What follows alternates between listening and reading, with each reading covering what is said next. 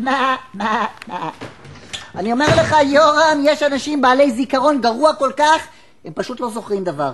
אתה מתכוון אליי? לא הפעם. בדרך לכאן אני פגשתי את אלישבע, המורה שלי מבית הספר. כן. היא לא זכרה אותי. נו, אז הזכרת לה? ברור. אני מיד זיהיתי אותה, למרות שהיא השתנתה לחלוטין. פעם היה לה שיער שחור, עכשיו הוא ג'ינג'י. כן, והיא רזתה וגבהה. היא אפילו לא מורה עכשיו, היא מהנדסת מחשבים. תגיד, אתה משוכנע שזאת היא בכלל? ברור, אני אמרתי לה, אלישבע, את לא זוכרת אותי, תשבי, התלמיד שכל הזמן הפריע בשיעורים. נו, ומה היא אמרה? שבכלל קוראים לה שלמה.